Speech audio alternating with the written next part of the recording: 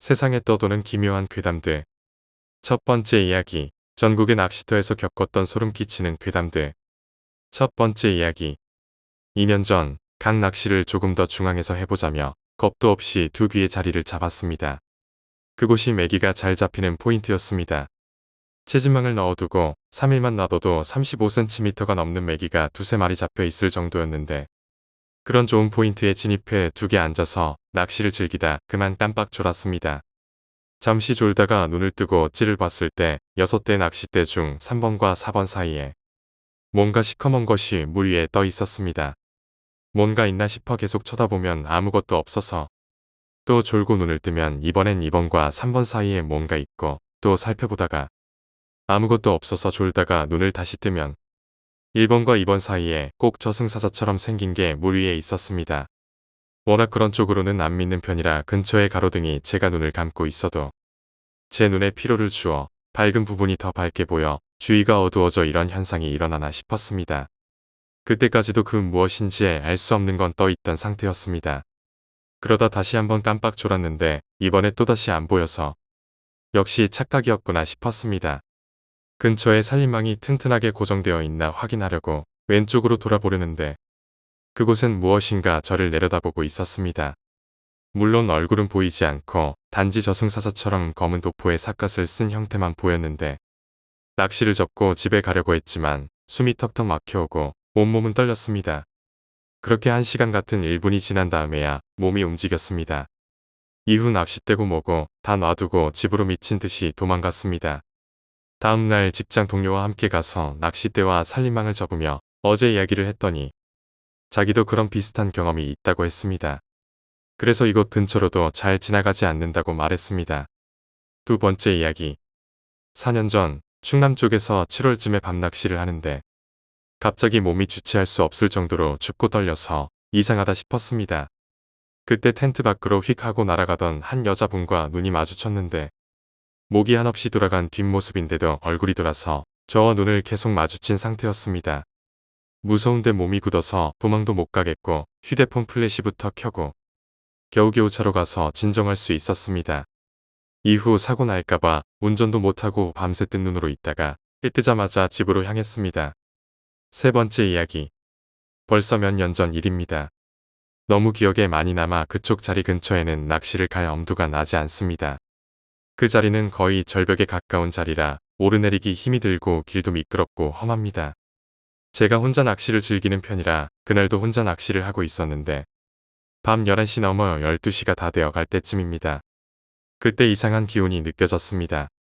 누가 내 뒤에서 날 쳐다보고 있다는 그런 이상한 느낌이었는데 뒤돌아볼 용기가 나지 않았고 그 순간 목덜미가 싸늘해지는 듯한 느낌이 들었습니다. 그러면서 머리카락과 온몸에 털이 쭈뼛하게 일어나며 온몸이 경직되었습니다. 뭐랄까? 우리 어머니나 할머니 세대에 많이 사용하셨던 분 냄새 같은 화장품 냄새가 찬 기운과 함께 코를 스쳐갔습니다. 한동안 아무것도 할 수 없었습니다. 그렇게 얼마나 지났을까요? 냄새가 사라지고 찬 기운이 사라졌을 때 바로 낚싯대 접고 가방 챙겨 짐을 모두 챙기고 도망치려는데 누군가 제 가방을 턱. 순간 살아야 한다는 집념 하나로 그 미끄럽고 험한 절벽을 가방을 다 뿌리치고 올라왔습니다. 차에 도착하자마자 겨우 챙겨온 짐 마구 던져넣고 덜덜 떨리는 다리를 진정시키며 집에 도착했습니다. 그리고 시간이 어느 정도 흘러 친구와 이야기를 하던 도중 놀라운 이야기를 들었습니다. 제가 앉았던 자리 건너편에서 친구도 낚시를 한 적이 있었는데 시기도 비슷했다고 합니다. 그곳에서 낚시하는데 여자가 우는 소리가 들렸고 친구도 그 자리에서 빠르게 도망쳤다고 말했습니다. 네 번째 이야기. 몇 해 전 여름에 충청남도 청양군 소재에서 아주 큰 교통사고가 있었습니다. 소나타 차량과 학원 버스 충돌로 몇 명의 어린아이들의 목숨을 빼앗았던 끔찍한 사고였는데 전국 방송까지 나와 아직도 기억합니다. 그곳에 안부동지라는 아담한 소류지가 있는데 아무런 생각 없이 그곳에서 혼자 낚시를 즐기고 있었습니다. 새벽 1시쯤 어린아이들이 떠들고 놀면서 웃는 소리가 들려왔습니다. 이 시간에 애들이 잠도 안 자고 놀고 있네. 별 생각 없이 낚시에 집중하고 있었는데 문득 뇌리에 스치는 생각이 있었습니다. 그 사고와 지금 시간이 갑자기 생각이 났습니다. 점점 애들 소리가 가까이 다가오며 커졌는데 너무 무서워서 옆에 있던 소주 2병을 벌컥벌컥 마시고 텐트 문 잠그고 무릎 담요 뒤집어 쓰고 뜬 눈으로 밤을 지새웠습니다. 밤새 제 주변 여기저기서 애들 소리가 들려왔는데 아침이 다가올 즈음 사라졌습니다. 5번째 이야기. 작년 추석쯤 안부동지에서 1박 2일 밤낚시 중 SO일 정도에서 애들 노는 소리가 났습니다. 추석이다 보니 주유소에 애들이 놀러 왔나 보다 하고 그냥 아무 생각 없이 그렇게 낚시를 계속했습니다. 아침이 오고 새벽같이 주유소 직원이 문 열길래 그냥 이상하다 하고 생각만 했었는데 지금 생각해보니 소름 돋네요. 6번째 이야기. 처갓집이 청송입니다. 청송 안덕면 근처 작은 소류지가 있는데 새벽 낚시 가서 월척을 3번이나 경험했던 곳입니다. 그래서 함께 낚시 다니던 지인에게 이야기를 하고 같이 출발했는데 지금으로부터 6년 전 6월경이었습니다. 그 소류지는 앉을 수 있는 자리가 제 방권뿐입니다. 그래서 제 방 초입 후 제가 앉고 10m가량 떨어진 곳에 지인, 그리고 그 옆 5m가량엔 다른 지인 이렇게 앉은 후 밤새 낚시를 하고 있었고 자정을 넘어 새벽으로 가고 있던 새벽 3시 정도 되었을 때입니다. 쥐 하나가 입질이 오며 올라오고 있었습니다. 낚싯대를 잡고 챔질을 하기 위해 드는 순간 발 아래에서 귀신이 제 발을 갑자기 움켜줘서 저는 낚싯대를 잡은 상태로 물속으로 다이빙을 했습니다. 그때 겨우 정신 차리고 옆에 풀을 붙잡고 매달렸고 물속에서는 저의 다리를 끌어당겼습니다. 조금 시간이 지나서 잠시 화장실을 다녀왔던 지인이 무슨 일이냐며 달려와서 저를 끌어내리려 했고 그때 비로소 끌어당기던 것이 없어졌습니다. 풀을 붙잡고 겨우 올라와 무태 앉아 있었습니다. 그날은 그 누구도 고기 한 마리를 못 잡았는데 그날 정말 발 아래 있던 2팔을 보았습니다. 그리고 그 이후에는 다시는 그 소류지에 가지 않습니다. 7번째 이야기. 용인에 있는 관리형 저수지에서 있었던 이야기입니다. 연안 좌대에서 밤낚시를 하던 중 새벽 3, 4시쯤 화장실 가던 중 관리실에서 사장님이 저희 쪽으로 오시면서 입질 없으면 술이나 한잔 하시자며 오시다가 말없이 관리실로 돌아가셨습니다. 처음에는 뭐 저런 사람이 다 있나 싶어 습관처럼 물가에 눈이 갔습니다. 그리고 전 제 눈을 의심할 수밖에 없었습니다. 젊은 여자가 물속에서 스멀스멀 기어 나오는데 순간 진짜 욕이 나왔습니다. 그 욕과 동시에 그 여자가 저를 휙하며 쳐다보는데 숨이 탁 멎었습니다. 그리고 저는 뒤도 안 돌아보고 좌대 안으로 들어가 문 닫고 덜덜 떨다가 잠들었는데 아침에 사장님이 좌대에 오시더니 새벽에 소주 한 잔 하려다가 죽는 줄 알았다며 새벽에 있었던 이야기를 하시는데 오다가 귀신 나오는 거 보는 바람에 돌아갔다 하시더군요. 사장님만 보이는 줄 알고 사장님도 그냥 모른 채 뒤돌아 도망갔다고 말씀하셨습니다. 8번째 이야기. 몇 년 전 낮에 자주 가던 소류지였는데 밤낚시도 몇 번 한 곳이었고 그날은 오후 7시경 도착했는데 이상하게 아무도 없었습니다.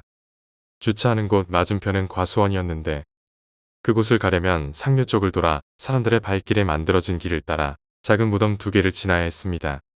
평소에는 별로 신경 안 쓰였었는데 그날따라 조금 신경 쓰였습니다. 무덤 사이를 통과하고 과수원 쪽에서 낚싯대를 펴는데 갑자기 등골이 오싹해졌습니다.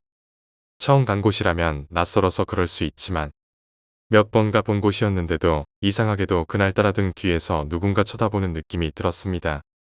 겁도 나서 몇 번을 뒤돌아보고 플래시로 이곳저곳을 비춰봐도 아무것도 없었습니다.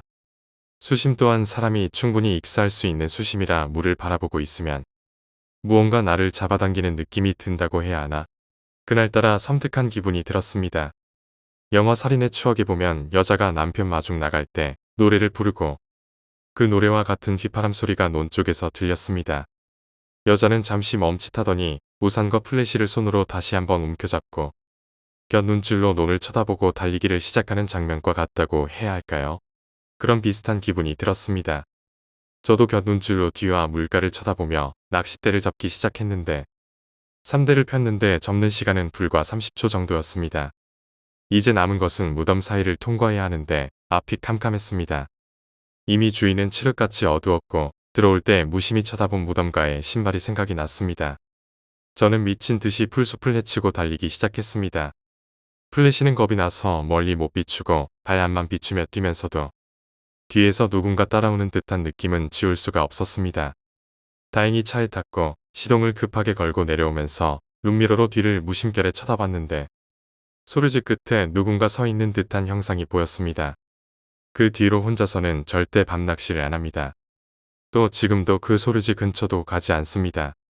두 번째 이야기, 20살 때의 불청객. 20살 대학생이 된 나는 학교 근처에 자취방을 구했다. 드라마 속 주인공들처럼 야경이 아름답거나 복층으로 되어 있는 곳을 꿈꿨지만 집안 사정으로는 어림도 없기에 여기저기 발품을 팔면서 돌아다니다 적당한 곳에 저렴한 원룸을 하나 구해서 들어가게 됐다. 그렇게 자취방을 구한 나는 대부분의 대학생들이 그러듯 선배 동기들과 매일매일 술을 들이붓는 나날을 보냈다. 특히 나는 형들과 많이 친해졌기에 형들이 부르면 쪼르르 달려가 술을 얻어먹고 취한 채로 방에 들어와 잠드는 일이 많았다. 그날도 형들의 부름에 냉큼 달려가 술을 열심히 마셨다. 남자 5이서 시작한 술자리는 새벽 2시가 되어서야 끝이 났다. 가자 2차. 오늘 술 너무 많이 먹었다. 들어가서 자자. 형들 그럼 제 자취방에 간단하게 먹을 거 사서 다 같이 놀다가 주무시고 내일 가세요. 성수가 드디어 은혜를 갚네. 그럼 술값 숙박비로 퉁치고 그쪽으로 가자. 그렇게 형들과 나는 간단히 안주거리를 챙겨서 집으로 들어갔고 이런저런 이야기를 하다 자취방에 쭉 누웠다. 좁은 원룸에서 이불 2개를 나눠 덮고 일렬로 잠이 든 형들과 함께 나는 오른쪽 맨 끝자리에서 잠이 들었다. 얼마나 잠을 잤을까? 나는 갈증을 느끼며 잠에서 깼다.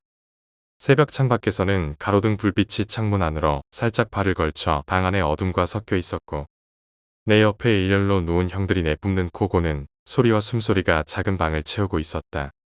나는 조심스레 일어나 구석에 있는 냉장고로 향했다. 냉장고에서 생수병을 꺼내 벌컥벌컥 냉수를 들이킨 후 다시 내 자리로 와 누우려고 했다. 이불이 움직이는 소리에 앉은 채로 소리가 들리는 쪽을 보니 같이 술을 마셨던 A형이 앉아 있었다. 이불을 머리끝까지 뒤집어 쓴 채 얼굴만 빼꼼 내놓고 나를 보고 있는 A형을 보며 나는 대수롭지 않게 말을 걸었다. 저 때문에 깬 거예요. 그렇지만 A형은 입가에 옅은 미소만을 띠며 여전히 나를 쳐다보고 있었다. 안 주무세요? 여전히 말이 없는 A형을 보며 나는 또 A형이 장난을 치나 보다라고 생각했다. 평소에도 장난치는 것을 좋아하는 형이었기에 그냥 빨리 눕고 싶을 뿐 사실 별 생각이 없었다. 저 먼저 잘게요. 형도 얼른 주무세요. A형은 입가에 미소를 지우지 않은 채 스르르 옆으로 누웠고 이내 이불을 올려 얼굴을 가렸다. 모두 누워있는 모습을 보면서 나도 다시 누웠다. 빠르게 몰려오는 졸음에 몸을 맡긴 채 서서히 눈을 감았다. 그러다 잠이 들기 직전 문득 생각이 났다. A형은 술 먹다가 집에 일찍 들어가야 된다고 먼저 갔는데 거기까지 생각이 미친 나는 자리에서 벌떡 일어나 고개를 오른쪽으로 휙 돌렸다. 누워있는 형들의 모습을 확인하기 위해서였다. 같이 술을 마신 형들은 잠에 빠져 누워 있었고 맨 끝자리에 A형이 머리끝까지 이불을 뒤집어 쓴 채 누워 있었다. 집에 간다고 가셨잖아요. 언제 들어오셨어요? 이불을 뒤집어 쓴 A형은 여전히 아무 말도 하지 않고 누워 있었다. 형 잠깐 일어나 봐요. 얘기 좀 하게. 나는 점점 이상한 기분에 사로잡혔다. 장난이라기엔 도가 지나치다고 생각했다. 정말 장난이라면 깨어서 A형에게 무슨 말이라도 듣고 싶었다. 형 빨리 일어나 봐요. 나는 조심스럽게 형들을 넘어 A형에게 다가갔다. 흔들어서라도 깨우고 싶었다. 그리고 모두 다 장난이라고 미안하다고 하는 소리를 듣고 웃으면서 잠들고 싶었다. 그리고 A형이 뒤집어 쓴 이불에 손을 올렸다. A형을 덮고 있던, 아니 A형이 누워있던 그 자리. 내가 이불에 손을 대자 그 자리가 풀썩 꺼지며 평평해졌다. 마치 처음부터 아무것도 없었다는 듯 이불은 얌전하게 바닥에 몸을 붙였다. 서서히 바닥에 깔리는 이불을 보면서 나는 크게 소리를 지르며 뒤로 넘어졌다. 내 뒤에서 형들이 누워서 자고 있다는 사실은 내게 중요하지 않았고 형들을 몸으로 덮으며 쿵 하는 소리와 함께 넘어졌다. 갑작스러운 나의 비명과 무게의 단잠에 빠져있던 형들이 차례로 일어났다.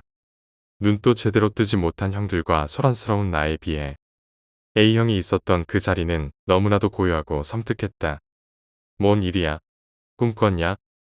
다른 형이 방에 불을 켜고 내 앞으로 다가왔고 형들은 눈을 비비며 나를 쳐다봤다. 형들 오늘 A형 집에 갔어요. 아까 갔잖아. 갑자기 A는 왜? 그럼 이 방에 몇 명이서 들어왔죠? 뭔 소리야. 우리 넷이서 들어와서 놀다가 잤잖아. 나는 방금 겪은 일들을 형들에게 이야기했다. 풀썩 꺼진 이불과 창백한 A형의 표정, 어딘가 무미건조했던 옅은 미소까지. 장난치고 앉아있네. 잘못 본 거겠지. 아니라니까요. 그럼 형들은 이 좁은 방에서 왜 다닥다닥 붙어서 자고 있었는데요? 저기 공간 놔두고. 그러게. 좁다고 짜증내면서 잤는데 왜 아무도 저기서는 안 자고 비워놨냐. A한테 전화를 해볼까? 형들 중 한 명이 휴대폰을 들어 A에게 전화를 걸었다. 기나긴 신호음이 들리고 마침내 A형이 전화를 받았다. 여보세요. 너 어디냐? 집이지 어디야? 왜 5시도 넘었는데 전화질이야? 잠에서 막 깬 A형의 짜증 가득한 소리가 스피커폰을 타고 좁은 방을 이리저리 맴돌았다. 너 우리랑 술 먹고 같이 자취방에서 잤냐? 뭔 개소리야. 나 아까 10시에 갔잖아. 막차 타고 집에 가야 돼서. 뭐 갔다가 다시 와서 우리랑 같이 놀았다거나. 내일 아침에 나 시골 가야 해서 일찍 와서 집에서 잤는데 왜 자꾸 개소리야. 진짜 너 아니라고. 막차도 끊겼고 첫 차도 안 뜬다고 지금. 짜증 나니까 끊어. 그렇게 A형의 졸음과 짜증 가득한 소리와 함께 전화는 끊어졌고 우리는 잠시 동안 정적에 휩싸였다. 모두 침을 꿀꺽 삼키면서 자취방 구석에 비워져 있는 자리와 얌전히 펴져 있는 이불을 쳐다봤다. 좁디 좁은 자취방에서 왜 우리는 저 자리만 비워놓고 넷이서 딱 붙어서 잤을까? 그리고 이불도 2개밖에 없는 쌀쌀한 방에서 왜 우리는 이불 하나는 가지런하게 깔아놓고 나머지 하나로 넷이서 덮고 잠을 청했을까? 아직도 생각하면 슬금슬금 닭살이 돋는 20살 새벽에 있었던 일이다. 세 번째 이야기, 그녀의 별명. 지금은 대학을 졸업하고 사회생활을 하고 있지만 제가 대학생 시절의 이야기입니다. 대학생 시절 저희 과에 엄청난 인물이 있었는데 대충 그 사람을 미야시타라고 부르겠습니다. 사실 미야시타 본인은 작은 덩치에 선이 가는 평범한 여성이었는데 당시 그녀 본인은 몰랐지만 주변에서 그녀를 부르던 별명은 오컬트 최종병기였습니다. 그 유래로서 몇 가지 일화가 있었습니다. 미야시타는 고등학생 시절 편의점 아르바이트를 했었는데 그 편의점은 평소부터 귀신이 나온다라는 소문이 자자한 곳이었습니다. 실제로 여러 건의 목격담도 있어 야간에는 손님이 거의 찾아오지 않았기 때문에 편의점의 점주는 골치를 썩고 있었습니다. 편의점 점주 본인도 야간에 귀신을 목격했기 때문에 새벽 시간에는 운영을 하지 않는 등 손해가 막심했다고 합니다. 아르바이트생도 구하기 어려웠기 때문에 점주가 혼자서 항상 새벽 전까지 일하고 있었습니다. 그때 미야시타가 야간 아르바이트에 들어가자마자 어째서인지 귀신이 일절 나타나지 않게 되었다고 합니다. 그 공적 덕일까? 미야시타는 다른 아르바이트생보다 훨씬 많은 급료를 받았다고 했습니다. 미야시타의 친구가 폐가에서 담력 테스트를 하고 난 뒤로 종종 자기 방에서 남자 귀신을 보게 되었다며 미야시타에게 상담한 적이 있다고 합니다. 그 말을 들은 미야시타가 친구 방에서 하룻밤 자고 나니 그날 이후 귀신이 나타나지 않았다고 합니다. 부동산 회사를 경영하는 숙부의 부탁으로 어느 맨션의 한 방에서 하룻밤을 보내게 된 미야시타였는데 귀신이 나타난다는 소문이 있어서 좀처럼 나가지 않는 방이었습니다. 미야시타가 하루 자고 난 뒤에는 그런 얘기가 사라지고 평소에 음침했던 분위기 또한 사라졌다고 합니다. 다음 날 숙부가 거금의 사례금을 안겨주며 미야시타가 어제 묵은 그 방은 자살사고가 있던 방임을 알려주었는데 본인은 특별히 신경 쓰지 않았다고 합니다. 미야시타가 대학 시절 일본 전국 여행을 떠난 적이 있었는데 그 중에 영적으로 유명하다는 절 한 곳에 방문했다고 합니다. 여행지에서 들른 절의 주지스님이 미야시타를 보자마자 당신은 용신님의 가호를 받고 있습니다. 라며 크게 절을 했다고 합니다. 미야시타 본인은 평소에도 유명하다는 점쟁이에게 사주를 보러 간 적이 있었는데 영험하다고 소문이 난 곳일수록 미야시타에게 쩔쩔매면서 어려워했다고 합니다. 이 사연들이 오컬트적으로 최종병기라는 별명이 붙게 된 계기였습니다. 하지만 현재의 그녀는 그 힘을 이용하지 않은 채 현재 여행회사 직원으로서 지극히 평범한 삶을 살고 있습니다. 네 번째 이야기, 기억을 삽니다. 그건 그냥 인터넷에 떠돌아다니는 흔하고 유치한 괴담 중 하나였다. 당신의 기억을 1억 원에 삽니다. 아래 버튼을 누르면 당신의 친구 중 한 명에 대한 상호간의 기억이 모두 사라집니다. 그 기억에 대한 대가로 1억 원이 24일 후 일괄 지급됩니다. 사라진 기억은 절대 되돌릴 수 없으며 버튼을 누른 후 일어나는 모든 일에 대한 책임은 당신에게 있습니다. 기억을 지우시겠습니까? 그 아래엔 옛날 버디버디 때나 유행하던 버튼 태그가 달려 있었다. 예전 같았으면 코웃음 치며 페이지를 넘겼겠지만 8천만 원이 조금 넘는 빚을 떠안고 사는 지금 친구 한 명에 대한 기억으로 1억 원을 받는 달콤한 상상은 내 머릿속으로 들어왔다. 빚을 전부 갚고도 2천만 원이라는 목돈이 남는 큰돈. 친구 하나 팔아먹는 값으론 충분한 돈이다. 그렇게 쉽게 돈을 벌 수 있다면 얼마나 좋을까? 작성자는 분명 스스로 돈 벌어본 적도 없는 중고딩이 분명할 것이다. 사회생활을 해봤다면 1억 원이 아닌 1천만 원 정도로 설정했겠지. 그래야 친구 하나를 파는 가격으로 수지가 맞아떨어진다. 눌러볼까? 잠깐 고민했다. 분명 누르면 당신은 낚이셨습니다. 같은 유치한 팝업창이 뜨겠지. 하지만 이런 인터넷 괴담을 접해본 사람이면 알겠지만 혹시나 하는 묘한 기대감이 사람이 낚일 수밖에 없게 만든다. 버튼을 눌렀다. 기억이 존재하지 않습니다. 친구를 먼저 만들어주세요. 신선하다. 내가 친구 없는 건 어떻게 알고 또 이런 문구를 준비했을까? 아니면 현대인에게 진정한 친구란 존재하지 않는다라는 비판적인 메시지를 담은 글일까? 하긴 애초에 정말로 아끼는 친구가 있는 놈이라면 생각 없이 이런 걸 누르진 않겠지. 1억 원이라는 돈이 생기는 상상이 너무 달콤했기 때문일까? 그 글에 대한 기억은 이상하게도 몇 주가 지나도록 기치지 않았다. 친구를 만들고 다시 눌러볼까 하는 생각이 자꾸만 들었다. 불가능하다. 내가 30년 동안 살면서 단 한 번도 성공하지 못한 일이다. 난 늘 혼자였다.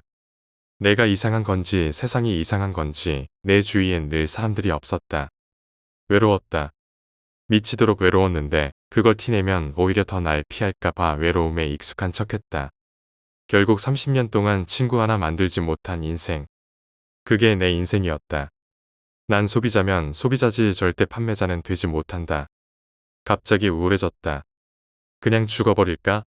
아무도 내 죽음에 대해서 알지 못할 것이다. 핸드폰은 마지막으로 연락 온 게 언제인지도 가물가물하고 이곳으로 이사 온 후로 내 집에 온 다른 사람은 배관공뿐이었다. 나에겐 친구도 돈도 미래도 희망도 없다. 계속해도 이런 삶뿐이라면 그냥 죽는 게 낫지 않을까? 냉장고에 있던 수면제를 꺼냈다. 예전에 치료받을 때 안 먹고 모아뒀던 걸 보면 언젠가 스스로 목숨을 끊고 싶어질 때가 올 것이라고 무의식적으로 알고 있었는지도 모르겠다. 어느 정도를 먹어야 죽을 수 있을지 몰라서 그냥 있는 건 전부 쑤셔 넣고 삼켰다. 그때 어머니가 돌아가셨을 때조차 울지 않았던 핸드폰이 울렸다. 고객님의 통장으로 52억 원이 입금되었습니다라는 번호 없는 문자가 와 있었다. 천천히 눈이 감겼다. 5번째 이야기, 예지몽. 어렸을 때부터 꿈을 자주 꾸었던 나는 어느 날부터인가 꿈에서 일어나는 일이 현실에서도 일어나는 아주 소름 돋는 일을 겪게 됐다. 때는 초등학교 3학년부터 3년 동안 지속된 꿈 얘기이다. 초등학교 3학년 때 단독주택이었던 우리 집은 엘리베이터 탈 일이 거의 없었다. 동네는 주택가였고 밤에는 사람이 그리 많이 다니지 않는 곳이었다. 주위에 친구들도 아파트 사는 친구도 없었다. 놀이기구 타는 걸 좋아했던 나는 종종 엘리베이터가 있는 아파트로 이사를 갔으면 좋겠다고 얼토당토 되지도 않는 투정을 했다. 바로 그쯤에서부터 이 꿈을 꾸게 되었다. 꿈 내용인즉 안에서도 보이고 밖에서도 보이는 창문이 달려있는 엘리베이터였는데 본인은 항상 1층에서 엘리베이터를 타면 8층을 눌렀었다. 왜 8층인지는 모르겠지만 여하튼 매번 8층을 눌렀었다. 그리고는 4층에서 한번 엘리베이터가 서는데 항상 거기엔 교복을 입은 여자가 서 있었다. 그리고서는 문은 안 열린 채 다시 8층으로 향하고는 했다. 처음에 엄마와 할머니한테 이 얘기를 했지만 키 크는 꿈이라면서 대수롭지 않게 넘어갔었다. 근데 이 꿈 횟수가 좀 잦았다. 일주일에 한 번 정도는 꼭 이 꿈을 꾸게 되는 것이었다. 이제는 점점 그 꿈을 꿀 때마다 하나씩 스토리가 이어져 나가는 지경이었다. 몇 주가 지나고 매번 4층에 섰던 엘리베이터에서 드디어 문이 열리게 되었다. 그리고 교복을 입은 여자는 나에게 손짓으로 따라오라고 하더니 복도 끝쪽 집으로 안내를 했다. 그 집 호수는 408호. 문을 여는 순간 꿈에서 깨고 말았다. 몇 주를 같은 꿈을 꾸고선 또다시 스토리가 이어졌다. 408호를 들어서는 순간 온통 집 위에 하얀 꽃밭이었다. 꿈속에서도 꽃 냄새가 좋았던 거로 기억이 난다. 그런데 집에 거실로 들어섰을 때쯤 흠칫 놀랐다. 거실 가운데 목관이 하나 놓여 있는 것이었다. 너무 놀라서 이게 뭐냐고 물어보니 자기 집이라며 관속으로 들어가는 것이었다. 순간 너무 놀라서 거기는 죽은 사람만 들어가는 곳이라고 소리를 치며 꿈에서 깼다. 며칠이 지나도 그 꿈을 계속 이어서 꾸고 싶었지만 한동안 꿈에서 그 여자는 나타나지 않았다. 소풍을 다녀오고 너무 피곤했는지 방에 누워서 잠이 들었다. 꿈에서 그 교복 입은 누나는 다시 나타났고 꿈이 너무 생생했기에 이번엔 가위에 눌렸다는 느낌을 받게 됐다. 눈을 떠보니 몸은 말이 듣질 않고 조금 열린 방 틈 사이로 하얀 꽃들이 널브러져 있던 게 보였다. 그 순간 그 여자는 그 문틈 사이로 비집고 들어오려 했고 나는 그 모습을 보면서 식은땀을 흘리고 있었다. 기억 후 그 여자는 내 방으로 들어와 침대 아래 앉더니 얼굴 가까이 얼굴을 들이미는 것이었다. 그때 그 여자의 모습은 아직도 잊히지가 않는다. 눈이 한쪽밖에 없던 그 모습을. 식은땀을 뻘뻘 흘리며 악몽에서 깨어난 후 난 한참을 멍하니 앉아 있었다. 그때 마침 할머니가 집에 들어오셨고 나는 꿈 얘기를 막 했다. 이런 꿈이 이렇게 지속되고 있다고. 불교였던 우리 집은 그날로 절에서 만들어준 염주를 내 팔에 채워주셨다. 그 뒤로는 내 꿈에 잘 나타나지 않았다. 시간이 좀 흘러 중학교에 입학할 때쯤 드디어 아파트로 이사를 가게 되었다. 그런데 본인은 아파트가 그리 달갑지 않았다. 몇 년 동안 겪어온 악몽과 엘리베이터에 대한 공포증이 생기기 시작했기 때문에 허나 사정상 어쩔 수 없이 아파트로 이사를 가게 되었다. 이사를 하게 된 날 나는 경악을 금치 못했다. 엘리베이터 문이 창문이 있는 엘리베이터였고 우리 집 층수는 8층 호수는 804호. 정말 온몸에 소름이 돋는 기분은 겪어보지 않고서는 모를 것이다. 나는 울며 불며 나는 여기서 못 살겠다고 엄청 소란을 피웠다. 아니 누가 거기서 살고 싶겠는가. 그런 나에게 제안을 하셨다. 만약에 여기 집에서 무슨 일이 일어날 경우에는 당장 이사를 가겠다고. 그 말에 조금이나마 안심이 되었던 나는 며칠을 별 탈 없이 지내게 되었다. 그러던 어느 날 꿈을 꾸었다. 똑같은 교복을 입은 여자 학생이 또 나왔다. 꿈속에서 이번엔 나를 옥상으로 데려가는 것이었다. 꽃계단을 오르며 옥상으로 나를 안내하더니 옥상 문을 여는 순간 알록달록 꽃밭이 너무 멋있게 펼쳐져 있는 것이었다. 그리고서는 자기는 하늘을 날 수 있다며 옥상에서 뛰어내렸다. 나는 안 된다고 소리치며 손을 뻗었지만 이미 때는 늦었다. 그런데 가는 모습이 어떤 기다란 천을 타고 하늘로 가는 것이었다. 그날 아침이 밝았고 나는 그 꿈을 할머니에게 말해야겠다고 생각했다. 하지만 아침부터 꿈 이야기를 하면 별로 안 좋아하던 집안이었기에 학교 끝나고 와서 말해야겠다고 마음먹고 입을 다물었다. 드디어 학교가 끝나고 집으로 돌아오는 길에 버스에서 내리자마자 집으로 뛰어갔다. 그런데 집 근처 점 보는 집 옆 주차장에서 굿을 하고 있었다. 그곳을 빠르게 지나가려고 하는데 갑자기 뒤에서 사람들이 나를 부르기 시작했다. 이봐 학생 무심결에 뒤를 돌아보니 어른들이 손짓으로 나를 빨리 오라고 애타게 부르고 있었다. 그냥 집에 가고 싶었지만 마음이 영 찝찝했던 나는 그곳으로 갔다. 그때 무당이 나에게 무릎을 꿇으며 마 굴기 시작했다. 나는 멍하니 서 있었는데 갑자기 나에게 던진 말 한마디에 나는 그 자리에서 주저앉고 말았다. 3년 동안 즐거웠어. 아직도 그때 생각하면 그 사람이 왜 자꾸 내 꿈에 나타났는지 모르겠지만 그날 이후로는 아빠 일도 잘 풀리고 나름 훈훈한 중학교 생활을 했다. 꿈에서 봤던 여학생의 집 호수는 408호였다. 6번째 이야기, 반지. 아주 자그마한, 너무나도 자그마한 다이애가 살짝 올려진 반지가 있었다. 그래, 이건 내가 남편에게 받은 하나의 선물이었다. 작디 작지만 100만 달러가 넘었던 그 다이아 반지. 나는 그것을 보았고 가격을 들었을 때 놀랄 수밖에 없었다. 그 이후 타인들이 반지를 보지 못하게 하기 위해 반지를 금고 안에다 꽁꽁 숨겨두었다. 그렇게 내가 30세가 되고 아들이 생긴 이후 금고 안에 넣어둔 것을 잊고 살다 어느새 아들이 물어왔다. 엄마 이건 뭐죠? 그제야 기억이 났다. 이 안에 있는 다이아몬드 반지. 100만 달러가 넘는 아주 작디 작은 돋보기로 비춰야 하는 그 반지. 이 악동꾸러기에게 다이아 반지의 존재를 말해봤자 그 가치를 이해하지 못할 것이 분명했고 또한 안다고 하여도 분명 장난을 칠 것이 뻔했기 때문이다. 하지만 그렇다고 해서 이것이 위험하거나 혹은 마구잡이로 숨겨서는 안 된다. 그렇다면 더더욱 아이에게 호기심을 갖게 하는 것이 된다. 이 안에는 브로콜리가 들었단다. 그런 게 왜 안에 들어있는 거예요?